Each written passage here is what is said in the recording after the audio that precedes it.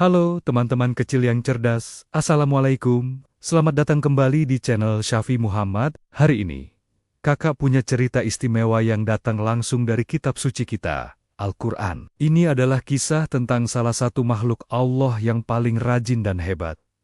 Siapa dia? Coba tebak. Dia suka terbang dari bunga ke bunga, warnanya kuning dan hitam, dan menghasilkan sesuatu yang manis dan menyehatkan. Yep, betul sekali. Lebah. Kalian tahu tidak?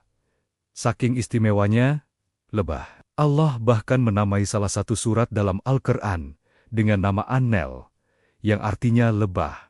Hebat kan? Yuk, kita duduk yang manis dan dengarkan baik-baik kisah luar biasa ini. Dahulu kala, di sebuah lembah yang subur dengan bunga-bunga bermekaran aneka warna, hiduplah sekelompok lebah yang sangat taat kepada Tuhannya. Allah berfirman kepada mereka, dan ini tertulis dalam surat An-Nel.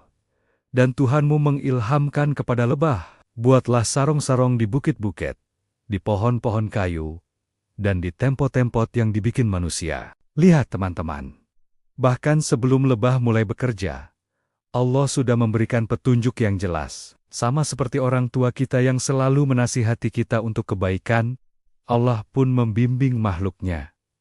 Lebah-lebah ini tidak pernah membantah. Mereka langsung terbang berkeliling, mencari tempat terbaik untuk membangun rumah mereka. Ada yang memilih celah di bebatuan bukit yang kokoh, ada yang lebih suka membangun di dahan pohon yang tinggi, dan ada juga yang membuat sarang di atap rame-rama penduduk desa. Mereka bekerja sama dengan rukun, tidak pernah berebut atau bertengkar. Setelah rumah mereka siap, Allah memberikan perintah selanjutnya, firman-Nya. Kemudian, makanlah dari tiap-tiap macam buah-buahan, dan tempuhlah jalan Tuhanmu yang telah dimudahkan bagimu. Subhanallah, lebah-lebah pekerja, yang semuanya adalah lebah betina, langsung terbang keluar dari sarang. Mereka adalah para petualang sejati. Mereka terbang dari satu bunga ke bunga lainnya, dari mawar merah yang wangi, melati putih yang mungil, hingga bunga matahari yang besar dan cerah. Mereka tidak sekadar bermain-main loh. Dengan belalai kecil mereka menghisap nektar, yaitu cairan manis yang ada di dalam bunga. Nektar inilah bahan utama untuk membuat madu. Sambil mengumpulkan nektar, serbuk sari dari bunga menempel di kaki-kaki mereka yang berbulu. Saat mereka pindah ke bunga lain, serbuk sari itu akan jatuh dan membantu bunga-bunga berkembang biak. Jadi, lebah juga membantu para petani agar tanamannya bisa berbuah lebat. Keren ya? Perjalanan mereka tidak selalu mudah. Terkadang angin bertiup kencang, atau hujan turun tiba-tiba. Tapi lebah-lebah ini tidak pernah menyerah. Mereka ingat pesan Allah untuk menempuh jalan yang telah dimudahkan. Seolah-olah ada peta tak terlihat yang menuntun mereka pulang kembali ke sarang. Tidak peduli sejauh apapun mereka terbang, mereka tidak pernah tersesat. Inilah keajaiban dari Allah. Setelah seharian bekerja keras, lebah-lebah itu kembali ke sarang dengan membawa nektar yang banyak. Di dalam sarang, mereka tidak langsung istirahat. Mereka menyerahkan nektar yang mereka kumpulkan kepada lebah-lebah lain yang bertugas di dalam sarang. Nektar itu kemudian diolah, dikunyah, dan disimpan di dalam sel-sel sarang yang berbentuk segi enam yang sangat rapi. Kenapa segi enam? Karena bentuk ini adalah bentuk yang paling kuat dan paling efisien untuk menyimpan madu sebanyak mungkin. Allah Maha Cerdas telah mengajarkan lebah ilmu arsitektur yang hebat. Prosesnya belum selesai. Lebah-lebah di dalam sarang akan mengepak-ngepakkan sayap mereka dengan sangat cepat. Untuk apa? Untuk mengipasi nektar tadi agar kandungan airnya menguap. Setelah beberapa lama, nektar yang tadinya cair akan berubah menjadi kental dan manis.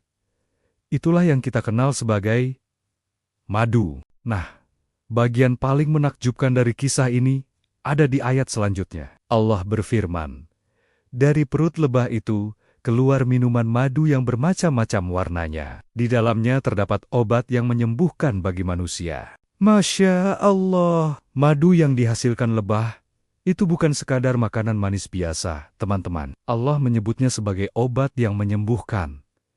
Warnanya pun bisa berbeda-beda loh. Ada yang berwarna keemasan, coklat muda, Bahkan ada yang agak gelap. Warna dan rasa madu tergantung pada jenis bunga yang nektarnya dihisap oleh lebah. Setiap jenis madu punya manfaatnya sendiri-sendiri. Madu bisa menjaga tubuh kita tetap sehat, melawan kuman-kuman jahat, meredakan batuk, dan memberikan kita energi untuk bermain dan belajar. Semua ini adalah anugerah dari Allah yang diberikan melalui kerja keras seekor makhluk kecil bernama lebah. Coba kita renungkan sejenak, dari seekor serangga kecil, kita bisa belajar banyak hal. Pertama, kita belajar tentang ketaatan. Lebah selalu patuh pada perintah Allah tanpa bertanya-tanya.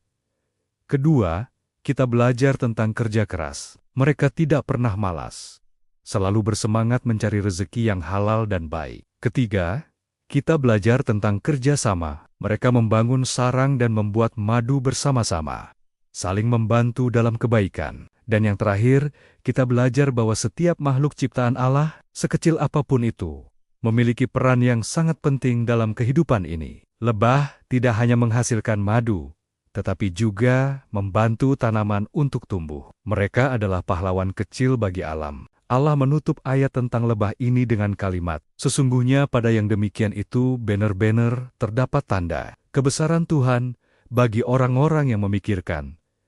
Artinya, dengan melihat kehidupan lebah, kita bisa semakin yakin akan kebesaran dan kekuasaan Allah. Allah mampu mengatur segalanya dengan begitu sempurna, dari hal-hal terbesar di alam semesta sampai kehidupan seekor lebah. Jadi, teman-teman, lain kali kalau kalian melihat lebah terbang di taman, jangan takut, ya, ucapkanlah, Subhanallah.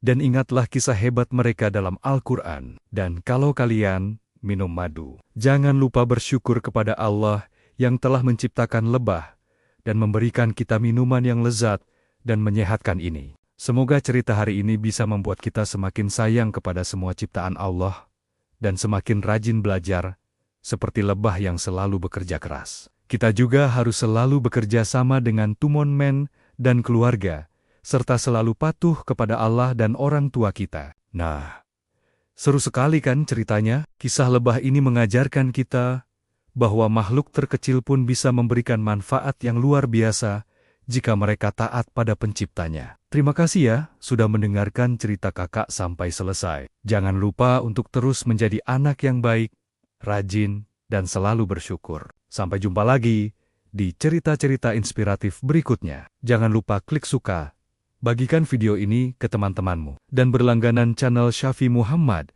agar tidak ketinggalan kisah seru lainnya. Wassalamualaikum warahmatullahi wabarakatuh. Dadah.